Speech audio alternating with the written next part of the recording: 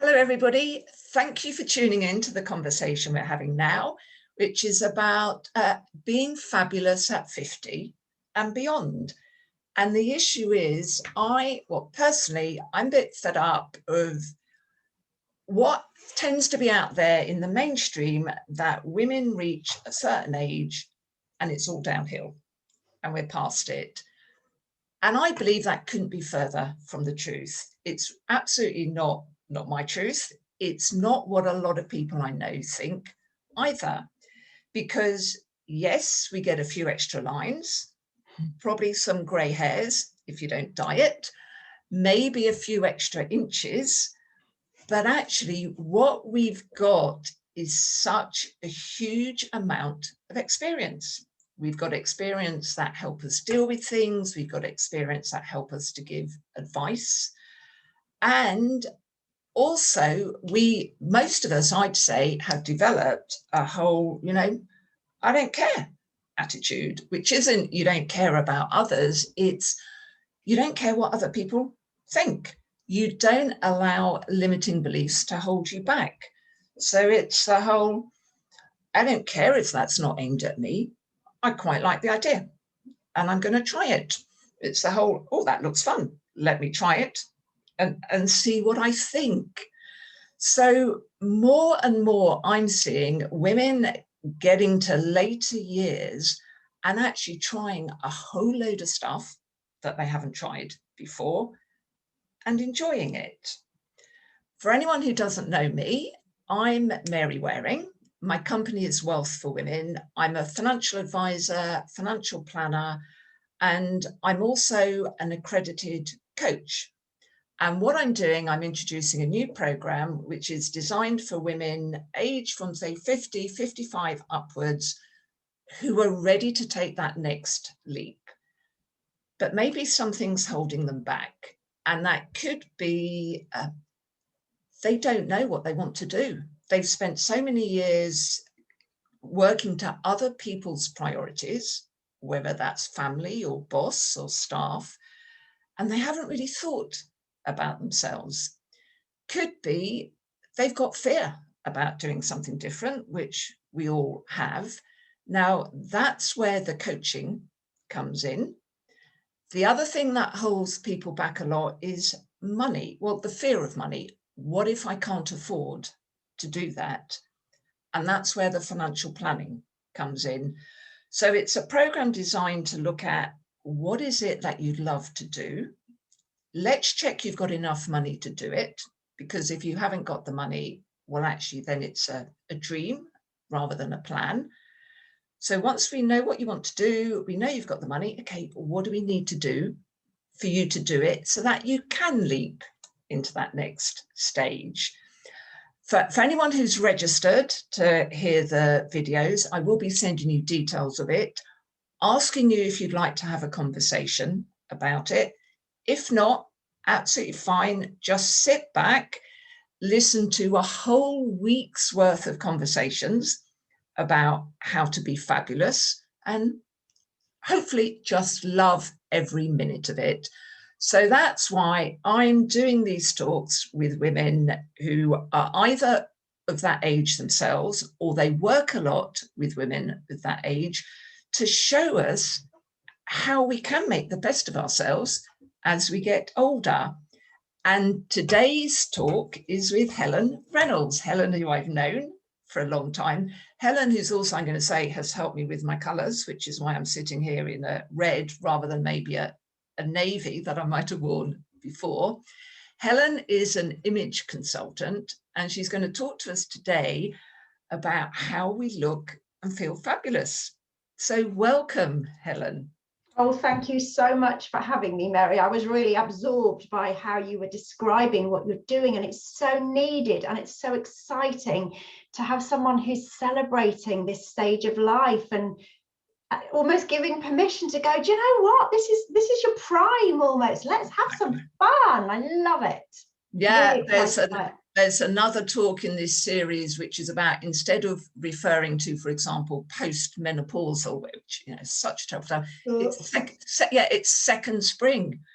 So Love it. that's the term that needs to get out there. And it is, I think it's the second spring for us when it's just, oh, what am I going to jump in and try to do? I've just written that down. Second It's spring. good. I love it. Exactly. So image, is this all about wearing what's fashionable and, you know, changing to fit in with fashion? Absolutely not, in my opinion. Of course, if somebody's watching who loves fashion and loves exploring clothes and buying into the latest fashions, then brilliant, continue to do that. But if you're someone like the vast majority of women who have a little look at fashion and feel like they ought to be wearing more fashionable clothes, but they're not sure, or they're not confident, or they think they're too old for those particular fashions, I want you to know that my own personal policy and what I teach the ladies that come and work with me is that fashion is usually best avoided for many reasons. Firstly, because it's so blooming terrible for our planet. And secondly, most fashions aren't designed for women who have, I hate to use the term normal bodies, because every single iteration of any body is of course normal. But what can happen when you try and wear clothes that have been designed with a particular body shape in mind is you try it on and you look in the mirror and you just feel dreadful in it. And we don't need to be wearing clothes that make us feel dreadful. We need to be wearing clothes that when we put them on and we look in the mirror, we feel, I call it feeling unstoppable. We look in the mirror, we know we look good in them, and we feel unstoppable, and we say yes to more opportunities, and we want to get out there and do all of those things that you've just explained, Mary. So I would say really important to stay up to date in the clothes that you wear, and not be, unless you're deliberately wearing vintage clothes, which is another great style, but to make sure your style is up to date. But don't worry about following fashion, leave that for somebody else. And interesting, you know, you talk about the clothes possibly not being made for your shape. I also didn't know before one of your courses that, I mean, this sounds really odd. Of course, we're all of a different shape, but I almost thought we were all of a similar shape, but some were bigger and some were smaller. So, for example, I have a waist. I mean, that's just my natural shape. I didn't realize, because I know me, I didn't realize some women don't have a waist, they're straighter. And that explains why often I'd buy trousers and they'd fit me on the hips and be really big on the waist. And I didn't understand that until you said. And most people don't. Most people don't. And I didn't know, you know, I've been doing this work for 12 years now, but my massive light bulb moment was when I trained to become an image consultant because of my passion for clothes and shopping. It was a bit of an excuse to be able to carry on shopping, really. And I had all of the things done to me that I do for my clients. And when I was stood in front of a mirror with my mentor showing me the lines that my body made, and explaining to me why every time I tried to tuck, because I don't have a waist, so I'm straight up and down with narrower hips and a tendency to weight gain around the middle. And when she stood me in front of the mirror and held my body and showed me what my shape is and why tucking in isn't going to work and why certain shapes of tops and dresses will always make me feel dumpy, it was such a relief to know that I could stop trying to do what my friends did or somebody else did, because that's never going to work. But instead do this, because that shows off my lovely slim hips, which I'd never taken a moment to notice, because all I could focus on is this bit. We always focus in on those parts of our bodies that we perhaps find difficult to dress, whether it's boobs or big shoulders or narrow shoulders or big body. I swear to you, Mary, when I have a lady in front of me, they'll be telling me they're too tall or too short, too big or too thin. Their boobs are too big or their boobs are too small. Their bum's too big or their bum's too flat. Their legs are too long or their legs are... Nobody's happy with what they've got, but we are all beautifully perfect the way that we are today. It's just about learning the clothes that will make us understand and believe that. And learning as well that certain different fashion shops cater for different sizes. So again, I didn't realize that, but you had said, we're not going to do any advertising it. Well, no, Hobbs, I know you said does work for women really with good waist. There were a number of ones which do, and there were a number of ones which don't. And it's actually understanding. So for example, someone who is straighter, I'm guessing would go into Hobbs, wouldn't be able to get the waistband done up, and would then think they were too fat because it didn't fit. What it meant was that they're actually in the wrong shop, aren't they? Exactly. There's nothing wrong with your body. And again, before I did this work, after I'd had one of my children, I don't know which, I had gone on a big diet, tried to lose the baby weight. And I'd gone into Hobbs trying to buy some trousers to return to work in, smart trousers. And I felt really good about myself going into the shop because I knew on the scales, I'd lost the weight. And I went in and I picked up these trousers to try on, and they were, what were they? I'm usually between sizes, and I'd gone with the bigger, give myself a chance. I'd gone with the bigger size. I'd pulled them on, and as you say, there was no way that waist was going to close. What I didn't notice was that there was loads of spare fabric around my bottom and thighs where I didn't need space. Yeah. But I was almost in tears, and I'm not a crier. I was almost in tears, feeling like, well, I've obviously not lost the weight. There's obviously something wrong with me that I can't even. And I literally was about to go home with my head between my tail. What do you say? Tail between my legs. Tail between your legs, yeah. And I went. You've just got a dog. You understand about that. Bit more dog chat. Went into the shop next door, which happened to be Jigsaw, who do cut clothes, more likely to cut clothes, and pulled on a smaller size because that's all they had in the sale, and they fit me beautifully. And again, I was focusing on the part of me that I was self-conscious of, feeling terrible about my body, until I found the shop that cuts the clothes for how I am. And people don't know this. We think there's something wrong with our bodies, and there absolutely isn't. No, and it's just understanding. Well, we all know we're a different size, but I hadn't appreciated the different shape. I thought we were all a similar shape, just either bigger or smaller. We're all totally different shape, which is why, again, some women are going to be very broad-shouldered, aren't they? Which I'm guessing they're not going to fit into a normal size for them because the shoulders aren't going to fit. But they will fit in a normal size for them in a shop that caters. It's all down to the fit model that the brand uses. So if the fit model has broad shoulders and narrow hips, it's likely that most of their clothes will be scaled up to whatever size on that body shape. And if their fit model has a small waist and curvy hips, then again, that's likely to be the one that fits you. It just depends on the brand, and it changes over the years as to which brands are right and which aren't. It's not as easy these days as it used to be, but it's just helpful to know that if you're buying clothes that don't fit you well, it's because you're in the wrong shop. So try another shop. Yeah, totally. So why is image and appearance important? Well, I think I've possibly got a different take on this to other people in this field of work, but I don't really care about the clothes. I love clothes. I don't really care about the clothes that women wear, although that's what I teach. What I care about is how women feel inside. And I've been that woman in the past who just felt not good enough because she was constantly comparing herself to other people around her who I felt looked better. And so what I do in my work is, of course, I teach the rules, and I hate that word, but I empower women by explaining to them the colors, the shapes, the styles, the fabrics, the ways of accessorizing, the prints, all of that, what's likely to work best for you. And then I empower you to know that it's okay to break those rules, flex those rules, wear what makes you feel good. If I tell you look great in bright red and you hate bright red, please don't wear bright red. That's not going to make you feel good. The only thing I care about is helping you to find your way with clothes. It's like cooking. So I like a rule when it comes to baking or cooking because I'm not a natural baker or cooker. So I follow the rules and I usually end up with a good result. My husband is a great cook, and he will look at a recipe for inspiration and then totally change it to what we've got in the fridge or what he wants to do. And it works because that's his thing. So some women need the rules in order to be able to get dressed and feel like, yes, tick, this is what I've been told to do. And that's fine. Other women want to know their playground, and they want to know what are the rules in theory and what can I do with them to make them my own. You see, that's what I absolutely loved about your program, because I have a very logic brain. It likes rules. That's why you're good at what you do. Yeah. And if you said to me, wear whatever makes you feel good, that is too big an area for me to make a decision. I think I'd probably wear the same thing.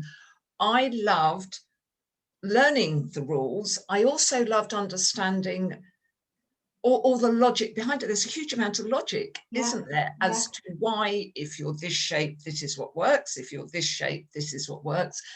And I love just understanding the rules. And your whole approach was then choose which ones you want to follow, which made it so easy for me to then decide exactly what my style was going to be. And I hadn't understood that. And I came out as quite high on dramatic, which is why I have big jewelry and stuff like that, chunky stuff. And it's almost now, I feel anything goes for me, because then I just say, well, I'm dramatic. That works. Permission. Yeah. And so it's fantastic. It doesn't matter whether that's my colour or not my colour. It's just, I like that. And then what happens is when you've got that that knowledge, and then you're using it in the way that feels good to you, then when somebody gives you a compliment, you accept it because you know it. You're like, yeah, I know, it's great. Isn't it a great top? I know, I feel fabulous in it. And the worst thing is when you give somebody a compliment and they go, oh, I'm not sure, they're a bit big, aren't they? I'm not sure I carry them. That's not good. If somebody's generous enough to give a compliment, own it and accept it. And when you're wearing clothes that feel good and you know they feel good, then you're much more likely to say, thank you, I feel great in this dress. And it's interesting, isn't it, that we all portray an image, whether we know it or not. And for anyone in business, an entrepreneur, how important is your personal image compared to your whole brand image? I think it's really important that you are you, wherever you are, whatever you're doing. And again, that's when the rules come into play, that you know what your playground is, and you know how to be casual and to be smarter. But I think if you're in business and you're getting visible, like you are, Mary, and doing these videos, you definitely need a level up in grooming. That's not you, one. But what we do when we work out somebody's style is, so you've mentioned dramatic, which is a really bold statement, fun look. Some women genuinely look their best undone, and I call it a natural style. Yeah, and you've got quite a lot of that, which you bring out in your home life. And so if somebody's true style is natural, or natural with a bit of something, maybe girly or something, then they don't want to show up on camera with hair and makeup and smart classic clothes. They're going to feel like they've lost themselves. So if their natural style is really, really casual, and they feel their best in jeans and a scruffy old t-shirt and slightly messy hair, and they look sexy and feel confident like that, they're not going to suddenly completely change their image to get on camera or do something smarter. They need to find a style with my help, or with somebody's help, or by looking around to see what other people are doing. Find a style that's still relaxed, and it might just be that the hair's always a bit messy, or there's no makeup, or there's a tiny bit of very natural makeup, there's no red nails, and it's always, if you're being visible, you need to be one step up for brand photography, showing up to deliver presentations and things. But you need to look like you. It's like being a bride, and they always say the bridal advice is always don't be that bride that walks down the aisle, and then when the partner turns around to see, they don't recognize who it is. Of course. Who am I married? Is that her? You want to look and feel like you, not somebody else. And I suppose that's what it's all about, is understanding what your style is to start with, so that you're not looking at other people and thinking, I have to copy her. Because if you're copying someone and it's not you, you can feel bad. You're just going to feel dreadful. What I used to do, I used to copy this lovely, she's still a friend now, a woman at work called Charlie, and she used to tuck all her shirts into her pencil skirts, and I would try and do the same. I'd be like, why do I look so awful when I do this? What is wrong with me? So it's not about, you can get inspiration from other people and online and on the brands that you like to buy from. Look at the websites and see how they're styling the clothes and what are they putting with what, and see if you've got those things. Maybe try that, but you don't need to be anyone other than you. Yeah. And what's the best way for anyone to understand what style is them and what suits them? I think it's, I'm going to talk towards the end about a free resource that I have for women that they can really tap into and understand. Like you said, there's a lot of logic around it that we don't know about. But really, it's about noticing, when do you feel your best? And this is one of the questions I always ask my private clients is, tell me about a time when you felt you were wearing something that you felt fabulous in. And it might have been as a little girl, or it might have been on your wedding day, or at a ball, or it might have been, I don't know, on a camping holiday. Some people genuinely feel their best dressed down. Some people genuinely feel their best all dolled up and ready to go. So it's noticing when you feel, when those times when you, and then there might be few and far between, but those times when you look in the mirror and you go, oh yeah, I feel really good in this. And what is it? Is it a bright color? Is it a soft color? Is it a particular shape? Is it a particular way of accessorizing? Also notice in photographs, you know, we're all bloody being photographed all the time these days, and people are putting things on Facebook that we didn't know were going on Facebook and stuff. And some photos you look at yourself and you think, oh, actually I quite like that photo. And other ones you look at yourself and go, oh my God, I look old or boring or whatever. So again, those photos when you feel like you quite like how you look, what are you wearing? And is that something that you want to repeat? It's looking for, it's like being a detective and looking for those clues at the time, bringing it together, those times when you do feel good, what do they have in common? And do you ever get women come who are so negative about their body that they say, well, I don't look good in anything? Yeah, I do. And it really saddens me, really saddens me. And, you know, we hold ourselves up to this idea of perfection. And, you know, I know that I've had women in my studio who, in my eyes, have the perfect body. They still find things that aren't right about themselves. So it doesn't really matter your age, your size, your shape, your proportions. I just try to empower women to know that your beautiful body is exactly how it needs to be right now. You don't need to change anything. You can change things if you choose to, but you absolutely don't need to. You can feel good, whatever your size, whatever your age, as long as you understand your style and you know how to put an outfit together and where to buy the clothes that are going to be kind back to you and make you have that wonderful, unstoppable feeling. And what about as we get older? Do you think there's any specific rules? Because it's not uncommon for women to thicken up around the middle a bit. It's not uncommon, you know, your arms maybe aren't as toned as they used to be or something. Do you think there's rules, or does it still come down to what do you feel good in? Yeah, absolutely. It comes down to what you feel good in. And of course, your style needs to evolve and change as your lifestyle changes. And as as you age, you might not want to wear the clothes that you felt good in your 20s, 30s, 40s. But it's about giving yourself the space to check in with yourself and notice what you're wearing and what you're not actually enjoying wearing anymore, what feels good to you. There's absolutely no rules, in my opinion, about you can't wear jeans over the age of 60, or you can't get your arms out after the age of 35, or you can't wear a shorter skirt. You wear what the hell you want to wear as long as it makes you feel good. But do check in. Your style evolves and it needs to evolve and it needs to keep up with your current lifestyle. And when I do wardrobe edits for my clients, I'm often going through this vast array of clothes. You know, they've got all these clothes but nothing to wear, the typical.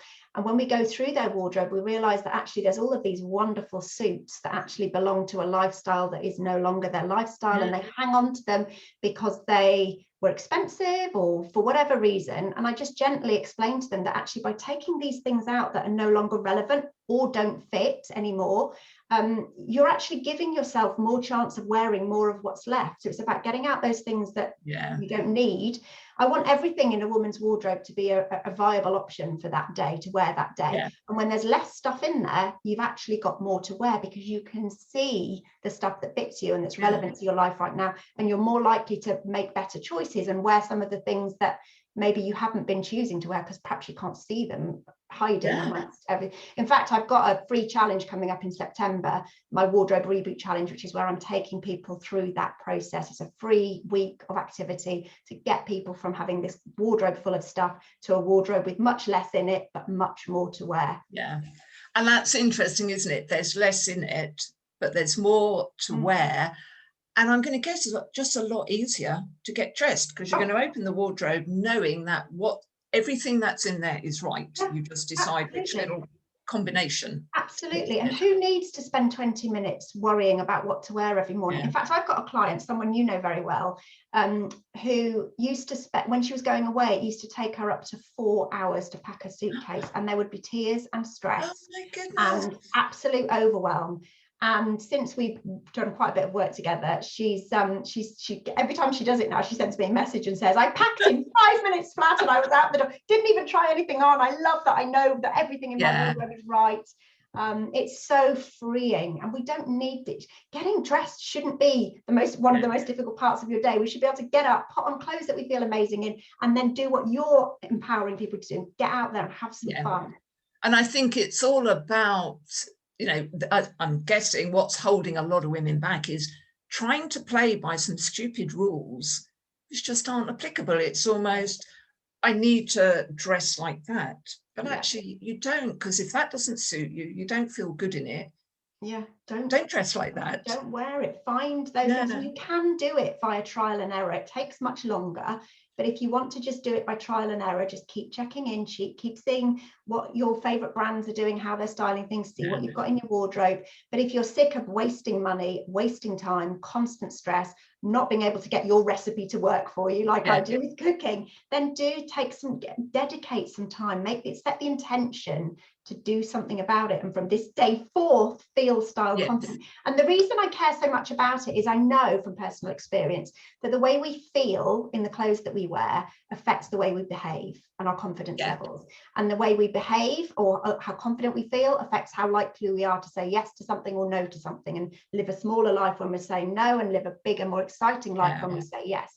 And of course, in the first instance, the first impression people get of us, whether it's dating or whether it's a work thing or any situation, the first impression, unfortunately, anyone makes of us is based on how we look. It shouldn't be that way, but it really is that way. So when we're standing there feeling confident in gorgeous clothes that make us feel amazing, even if those gorgeous clothes are jeans and a gorgeous sweatshirt, we're setting ourselves up to win. Yeah, of course. And you know, you've heard about business women, you know, women who give talks, they have specific outfits, specific colors that they wear, because they know they just feel fabulous. So as soon as they walk out there to give a talk, their confidence is high already. Absolutely. Yeah. And as a speaker, you want it to be obvious when you're in a room full of people that you're the speaker. So you do need to be, whatever your style, you need to be elevated enough that you stand out as the speaker. And that doesn't mean, this is another thing that I see, and it's right for some women, it's right for you, but it's not right for so other many women. They get booked for a speaking gig and they go to Hobbs and buy a speaking dress, and it's like, you know, a specific shape and bold print of dress. And so many clients, I've been through their wardrobes and taken those dresses out and said, this is not your speaker dress. Might be Mary's speaker dress, but that is not your speaker dress. That is not your style. Don't feel like you should buy that dress because you're a speaker. You need to look like you. Then you'll feel like you'll be a better version of you, and people will see you when you're being you. I mean, that's just such a fabulous message to get out there, which is just be you. Stop trying to copy what anyone else does. Stop trying to follow rules that weren't made. And be more you. Don't just be you, be more you, because you're brilliant. And we had a conversation earlier about Helen Mirren, who I'm going to guess is mid-70s. Yeah, probably. Now, so the whole question, is there certain things you can't wear when you get over a certain age? Helen Mirren, I could see in leather pants, some skinny little top with, you know, the real funky hair, looking fantastic. And owning it. Oh, absolutely. Yeah. And so she is definite proof there aren't rules as to what you can and can't wear over a certain age. Thank goodness for people like Helen Mirren showing us the way. Yeah, and you also made a really nice point when we were having that discussion about, you could also, if Helen Mirren had been dressed in, well, let's diss them a bit, you know, some M&S old ladies outfit, old lady, you know, over 50 outfit, you know, how different she would look. And how differently we would see her and position her in our minds, and probably how successful she would be and how interested the press would be in her. I mean, a lot of women get to a certain age where they just become invisible, and it doesn't have to be like that. And it doesn't mean you have to wear leather pants and have your cleavage out. Absolutely not. That's right for her. But maybe it is right for you. Who knows? But it's about choosing not to become invisible, choosing not to go down the beige route. And you don't have to be statement if statement's not your thing, but finding a style that feels like you've come home, feels like the best version of you. Yeah, and there's also, well, a lot of this happened during lockdown. I saw a lot of women who were going grey naturally have allowed it to go, because of course the tricky thing when you're dyeing your hair is what happens when you get the roots come through. But because certainly in first lockdown, hairdressers were closed for 12 weeks or however long it was, the roots had come through. Like a lot longer. And you see now women naturally grey looking fantastic and actually looking better than they did with their hair dyed. Yeah, dyeing your hair is such a tricky thing because there's like understanding the colours, the tones of colours to wear that go well with your skin tone and your eye colour. If you dye your hair the wrong shade, like hairdressers are forever wanting to warm everybody up, but not everybody suits warm tones, and it can end up being a real mismatch with your skin and not looking good and being quite aging actually. So I always say there's certain people I just implore not to colour their hair at all, because actually the transition from natural to grey is such a gorgeous, sophisticated, beautiful transition. They don't need to colour their hair. But for many of us, myself included, the transition from what our hair was to entirely grey can be really difficult to manage, and we can feel quite washed out. And that's when it's really good to know which way to take your hair colour that will still keep you looking good and never that mismatch, but then embracing what your hair naturally wants to be and wants to do, because when you're entirely grey, it's your natural colour, so it always will work with your skin, hair and eyes. It's just that transition period where things can feel a little bit off. And that's quite interesting, that hadn't occurred to me, that a hairdresser does not understand colour analysis or whatever the appropriate. Some of them do, some of them are brilliant, but there's a lot out there obviously who aren't trained in colour analysis and can't truly see whether you want warm tones, cool tones, or neutral. You know, some people are quite difficult to analyse, but they love the idea of warming everybody up. You know, I see a lot of women who have cool colouring and they've got this sort of yellowy golden tones in their hair and they just don't work with their skin. So that hadn't occurred to me, but yes, if you go to your hairdresser doesn't automatically understand what's going to be the right colour for you. And warming people up sounds as a common phrase that maybe they learned at some stage. But of course, if you're cool colouring, your colour's going to look disaster. But then again, you know, it could be a disaster and somebody could think, what's wrong with my face that I can't carry off this hair colour? So there's nothing wrong with your face, it's your natural colouring, you just don't need the warmth. But do you think everyone's natural hair colour suits them? Yes, your natural hair colour will always suit you, but some people get bored of it or want to do things. And there's certain, you know, there's different, in colour analysis, we refer to seasons. So some people have spring, summer, autumn or winter colouring. And there's certain things that we learn as image consultants that summers, if they want to do something, they're better doing this than that. And winter's probably best not to touch the hair, but if they do, it needs to stay as ideally stay as there. But again, those are the rules, Mary, and I've gone back into rules speak, and actually you do what the hell you want. When I did my training 12 years ago, I was very much into these rules because I've just learned them, and it was so amazing to me that there were rules and there was specific reasons why these things worked. And obviously over time and much more recently, I suppose, as I've, like you were saying at the start, I'm approaching 50 and I've got to the stage where I literally don't care what anyone thinks anymore of me. I do what I want to do and I do it boldly. And so in more recent years in my work, that's when I've started ripping up these rules and going, these are your rules, what should we do? How does it feel? What should we do? Which ones should we rip up and where should we go with it? And I think that's so important, because someone told me recently that a colleague said to her, and the colleague is not an image consultant at all, but has had her colours done and obviously knew a bit about it. But the colleague said to her, oh no, you're an autumn, you should never wear that, whatever colour she was wearing, I don't know, but the colleague said you should never wear that.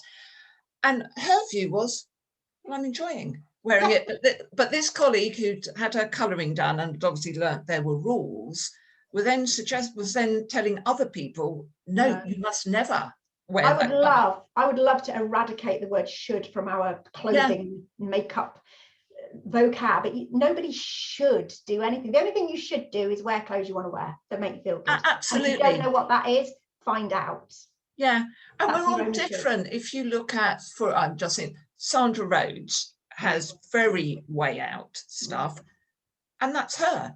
And that's a lot of people just would never, ever, ever wear anything like that. Can you imagine trying to tell her what she should or shouldn't wear? Yes. I mean, who cares but the person wearing the clothes? And that's all part of her image, isn't it? Wearing this rather way out, almost, well, I'm going to say clashing colours, maybe that, you know.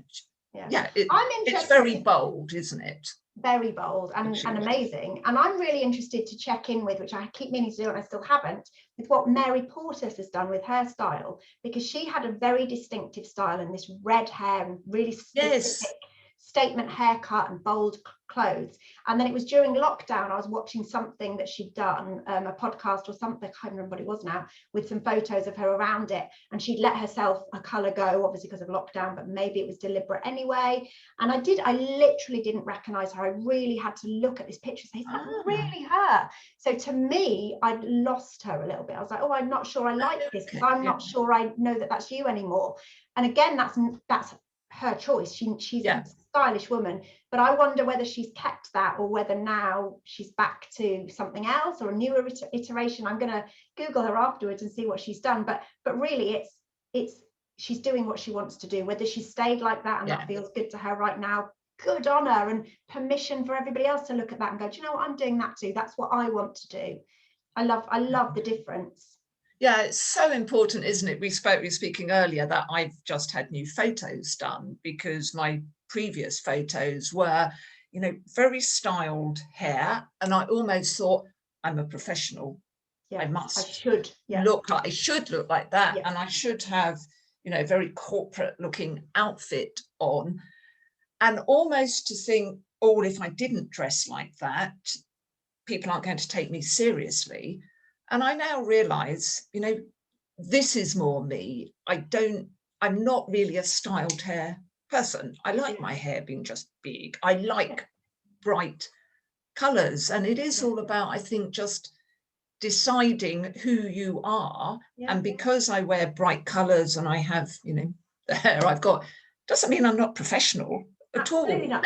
And that image that you were portraying before was right for you at that time and where you were in your business. It was exactly right for you. There's nothing wrong with it. But now you're recognizing you've outgrown that, you've evolved as a person. Your style is keeping up with that and reflecting who you are today and what you're doing and how you're empowering women today. Yeah. So let's think, if there was one thing you'd like women to take away from today, what would that be? I think it would be this: stop shoulding and start being more you. And yes, it might take some time to find out how to be more you, a little bit delving into yourself, but it is so worth it. Life doesn't stop at 50. Life, what did you call it? Second spring. You're in your second spring and enjoy it and feel good. You're beautiful exactly how you are. Nothing needs to change except maybe the way that you're dressing. If it doesn't feel exciting and gorgeous to you, then it can be changed. And for anyone who's thinking, wow, I love the idea of second spring, I love the idea that I'm going to have a brand new image. You've spoken about, you've got the wardrobe reboot coming up, but I believe you've also got a video series. I do. I have a free video series, which you can download from my website, which is helenreynoldsstyle.com. It's the first thing you come to on my website. And that's a series of videos. You get a video a day over 5 days. They're very short videos, easy to consume. And each day I cover a different element of style. So I have a video on color, a video on dressing for your body shape, a video on how to identify your clothing style, which we've talked a little bit about. So each day we move on and evolve your style throughout that week, just to make you more aware of what the possibilities might be for your gorgeous style. And hopefully as well, that will it will work for everyone else but it will work for the likes of me who like the logic behind it, because if you've got a very logic brain, the thought of choosing a style, to me, I almost thought, oh, I'm not very creative, I'm not sure I can do that, but there's rules behind everything, and as to reason, it's really clever as to why, if you're this style, wearing this sort of outfit is going to work better for you, and wearing this sort of outfit really isn't going to help you at all. And then you can let that go. You can stop trying to wear that stuff. So Helen, thank you so much. I've had a look at the time and thought I could keep talking you ages, but we need to cut it short. I will put your details in the comments below the video. I'd like for anyone watching the video, do sign up to receive all 5 of them. Make sure you tell your friends as well. You've probably got a whole load of girlfriends who are at this age who might want a little bit of help with their image and the other areas we're discussing this week. So Helen, thank you so much for helping us all to be fabulous at 50 and beyond. My absolute pleasure. Thank you for having me. Okay.